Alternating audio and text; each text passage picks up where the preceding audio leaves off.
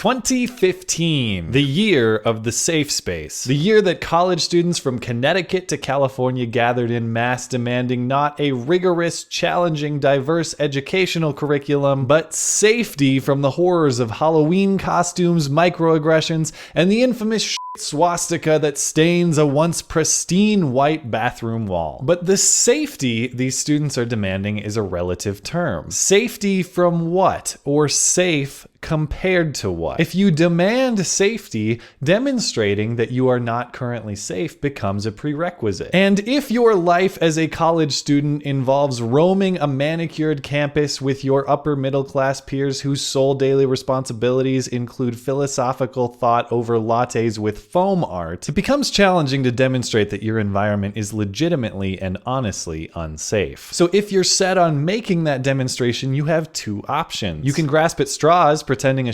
swastika and a racial slur yelled by a random student passerby is somehow representative of your entire college's culture and your entire college's leadership. Or if you're not up for that difficult challenge, you can outright fake it. As these college protests have developed this year, I've been wondering just how legitimate these threats to minorities on campus actually are. We keep hearing of these threats, but we're not seeing these threats actually materialize. Privately, among my circle of friends, I've been wondering, is it possible that these threats are entirely fake? Is it possible these people are purposefully and fraudulently threatening themselves to perpetuate their own false narrative of victimization? I've kept that suspicion quiet and private because we all know how victim shamers get treated. Be quiet! You're disgusting! But case by case, my suspicions are being validated. Let's start with the most egregious example, Miss Kayla Simone McKelvey at Kean University in Union, New Jersey. Miss McKelvey was participating in what must have been a very legitimate protest to highlight the racist environment that exists on the Kean University campus when she took a break midway through her protesting to go to the bathroom,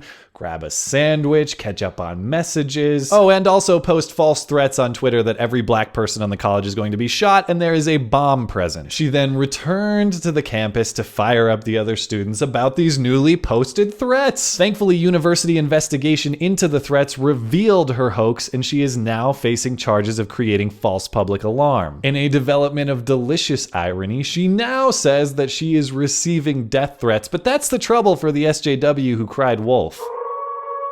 I say have at her, wolves. The University of Missouri, or Mizzou, has been the de facto capital of these student protests, the home of the swastika heard round the world. Their protests are led by Jonathan Butler, the Mizzou student son of a perpetually oppressed multi-millionaire railroad executive. During a protest, Butler claims he was the victim of a hit and run by the then university president's car. Butler has posted on Twitter how outraged he is that the university has still not apologized to him for the alleged assault, and indeed, the list of demands from student protesters to university leadership includes the following. We, the protesters, want college president Tim Wolf to admit to his gross negligence, allowing his driver to hit one of the demonstrators. But that's the trouble with lying in the 21st century. Almost everything is recorded on video. Sure enough, so is the hit and run at Mizzou. Here comes the president's sweet classic car, obviously driving recklessly towards a group of students when bam! Vicious hit and run! Or alternatively phrased, Butler just running up and hitting the car himself. Let's take a second look. Hit and run, running up to a car and hitting it yourself.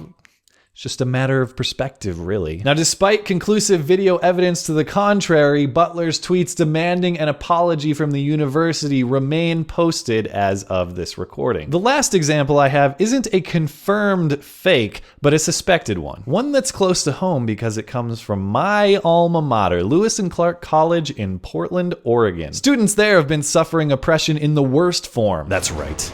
Anonymous racist posts on Yik Yak. Someone used a racial slur anonymously on the internet? Lock it down! There are investigations ongoing into 2 alleged assaults on the college campus. One on a black student and another on a transgender student in the same night. It's the alleged assault on the transgender student that I want to focus on. Listen to what the police have to say about how that assault was reported. Quote, Portland Police Sergeant Greg Stewart. Because the student wished to remain anonymous, police were not provided contact information for the victim or other information necessary to conduct further investigation. investigation. What? This is the best reenactment of that phone call I can surmise. Portland police? Yeah, hi. So listen, I'm a transgender student, very, very oppressed, FYI, and I was just savagely beaten. Just need you to know that. But I want to remain anonymous, so definitely don't investigate the assault at all. Just know that it happened and is assuredly legit. But don't look into it, okay? Okay, sounds good. Okay, bye. Indeed, students at Lewis and Clark are enforcing this strange narrative with bizarre aggression. On Yik Yak, one student posts, "Now I'm confused. There were 2 assaults, or are those the same event?" And another replies, "Different. One on a black student and one on a trans student." And with strange certainty and hostility, a third snaps, "And that student would prefer if their situation were not discussed. There are good reasons. Please respect that. Forgive me if that gives my eyebrow a tug." This is why I say there is no more important relationship that you have in your life than the one you share with the truth. No personal relationship is more important than the truth. No ideology, no philosophy, no belief is more important than the truth. If a person, if a circumstance, if a cause asks you to sacrifice the truth in order to preserve or to advance it, if you ever encounter a mutually exclusive choice between the truth and something else, choose the truth. You can get past human enemies. You can get past ideological or philosophical enemies. Getting past the truth as an enemy? Now that's a tall order. That's the thing about the truth. Like a college president, the truth will run you right over with its car and not even give a fuck. It's savage like that. Thanks as always for listening and for supporting this channel. Always appreciate the thoughtful discussion down below and especially over on Twitter. That is @skag_3. By popular demand, I've moved my live stream over to Twitch, so come hang out and play games with me there. Looking forward to it. Okay, bye.